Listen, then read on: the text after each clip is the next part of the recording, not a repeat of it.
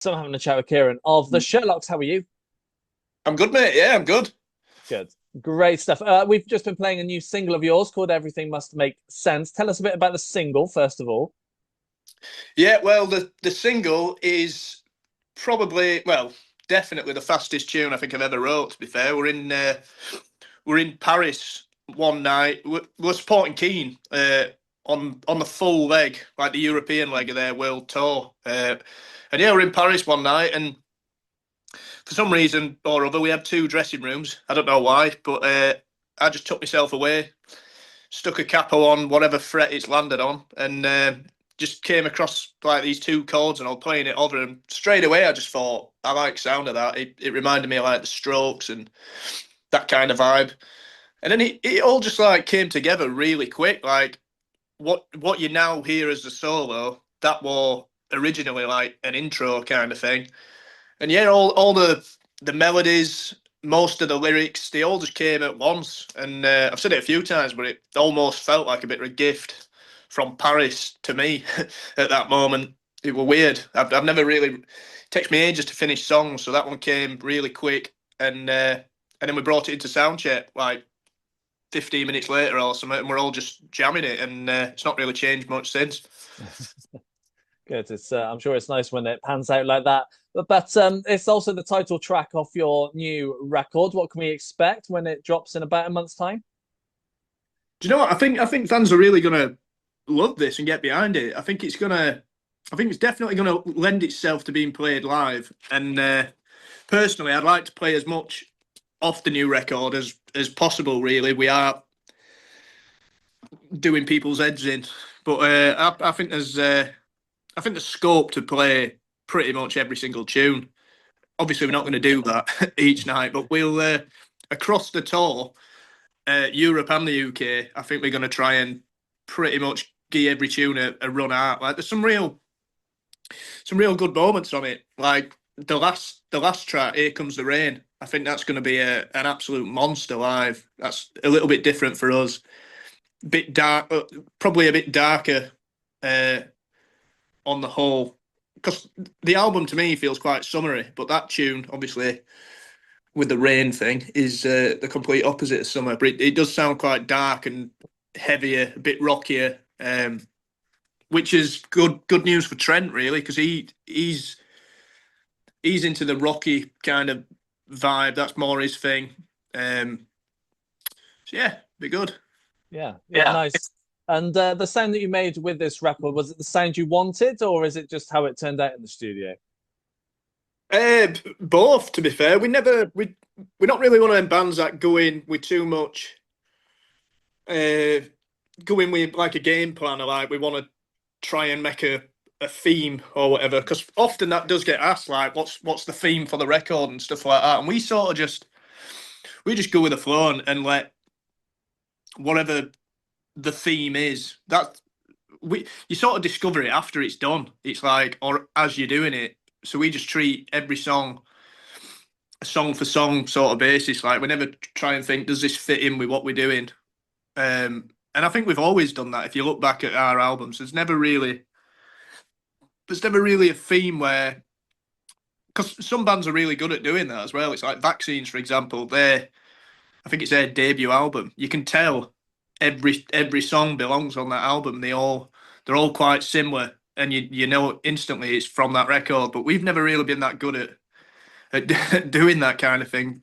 I'll just write for a 10 track album. I'll write maybe 13 tunes, and whatever they sound like at that point, it is what it is, kind of thing. And then we get into studio, and to sum up your question, I think we just let the producer be the glue, and he's the theme, if you know what I mean. It ends up sounding, yeah, how he fine tunes it, I suppose. We obviously decide what goes on and stuff like that, but for every one of our albums, we've been with a different producer. So I think that's sort of like that's the theme with us.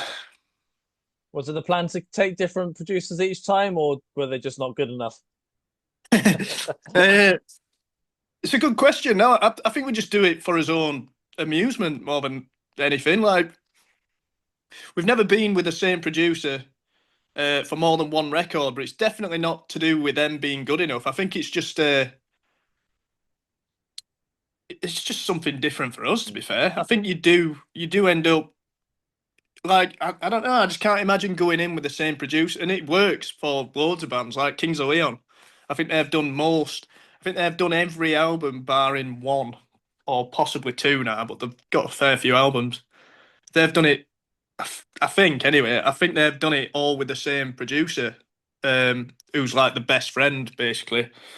But we us, yeah, we just keep it moving, and I don't know.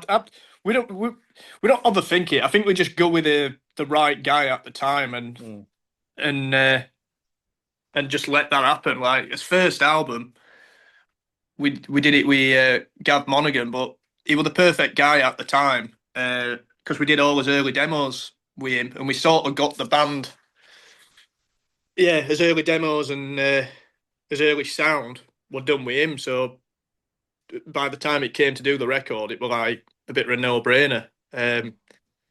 But yeah, we're always trying producers out, and we sort of bank them. I think where we know we'll work with them. We've sort of done that, yeah, for the last 4 records now. So yeah. yeah, yeah, fair enough. And you mentioned that you write more than what makes it onto the record. So what happens to those now? Are they going to be considered down the line, or are you going to bin them off and start again? No, they all get used. I mean, Hmm. it just depends. Uh, yeah, I never really write too many songs, probably for that reason. I like to make sure the songs get see the light of day. You know what I mean? And people actually do hear them. Like there's some people. A good friend of ours actually is in a band called Cusp, Mm, and Dan, he was saying he'll write like 50 songs for a record, which is mental to me. I just can't. I'm just not that prolific, so I'll write less songs and just make sure they all get used. But yeah, the other songs that didn't get used on this album, 100% will be getting used in future. I think there's a song on this album which were like wrote pre first album, so we're always doing that. There's always a tune on there where it's like we've had it, yeah, since the start of the band, and we've finally managed to get it to work. And it's never because the song ain't good enough. It's just circumstances are not nailing it. So yeah, Bedlam Town on this album. This is like a really, really early tune that we've had since before recording this first album, but we finally nailed it. yeah, nice. How have you and how has the music evolved since the first record? What, 8-ish years ago now to through until now? I think it's just evolved naturally, really. Like your interests change and your style of music changes over the years, and you get into like different things. Like when we first started, I think we were really into bands like The Enemy and guitar driven, and maybe a bit too much. Maybe like just a bit one track mind, like guitar, guitar, guitar. And that's still a massive part of what we are and a sound. That'll never leave us. But I think as we've all got a bit older, we've all got into different. Like Brandon, he's into like a lot of upcoming bands and Australian bands and stuff like that. Whereas Alex, he's into like acid house and that kind of thing. Trent's into his rocky stuff. I'm a bit of everything. I'm a bit more probably old school. Um, so yeah, we've evolved naturally, I think, and I think at this point currently, I think we're in a real sweet spot where we seem to be churning out the albums. I wouldn't say effortlessly, but Mm, certainly a lot quicker than the early days. I feel like we're on it a lot more now, where it's like, bang, I've got a bunch of songs, get in studio. It turns out however it turns out, and yeah, it's just really free at minute and flowing nice. So enjoying it. mm. Good, good. I like to talk about the writing side of things as well. So for you, how do tracks normally start off? Um, Half the time, to be fair, probably not even with a guitar in my hand. Like often, it'll just be a melody that I'll just be singing, and God knows where it comes from. I'll just hear like a melody, and I know what the chords are doing behind the melody, kind of Mm. thing. If that makes sense. So I know which way it's going, and often I'll have to change the key or when I come to sing whatever I'm singing, just a melody. I'll realize like I might have done it too high, or it is bringing up a few uh, keys just to suit my vocal range and stuff like that. But yeah, they all start pretty much like that. Like I'll just think of a melody, start singing it. Some come quicker than others, and then when I finally get to a guitar, that's when I'll get a voice memo put together, kind of thing, and I'll be like, right, it's doing that, and then I'll leave it for a while, which is probably not a good idea, but I just can't seem to write songs in one go unless it happens on the off chance like everything must make sense. So I'll just get loads of ideas together, and then the good ones will just they're the ones you keep going back to and listening to and just chipping away at them, kind of thing. So that's how our songs start, and then eventually I'll demo it or wait until we get in practice room and I'll show the boys, and then we all just start jamming it, and then it changes so many times anyway because Mm. you can get it in a place where you're like, yeah, it's finished, kind of thing, and then you get in studio and producers wanting to try something else, and then you change that and you change that, and then it ends up something else again. But I quite like how we do it. To be fair, it's nice seeing it change and evolve rather than it just being like I wrote it this way and it's staying that way, kind of thing. Yeah, yeah, absolutely. And you get the chance to play these new tracks when you head out on the road across Europe and mainly across the UK from the end of April through until the end of May. Bet you can't wait to be on the road again. Buzzing, yeah. We last year was supposed to be a year off for us, but it definitely was not that. It ended up probably being one of his busiest years. Like we made a record, we went on tour with Keane Hmm. all around Europe. We got invited back on some more, like some outdoor ones in Germany. We supported Shed Seven for a full month of gigs and the festivals and stuff. So yeah, we kept busy, but we never actually went on his own like headline shows last year, which is probably the first. It's got to be a first, like the first year since the band started, really, Mm. where we haven't done it. So yeah, excited to get out this year, get into some great venues. To be fair, on this tour and see the people again. Mm. Yeah, absolutely. And you've got a couple of festivals booked in with Monument and Tramlines. You hoping to add some more festivals to that list? Possibly, mate. Yeah, possibly a few more. Hopefully, maybe a couple in Europe. They're always a blast. I Mm. love playing like festivals in Europe and stuff.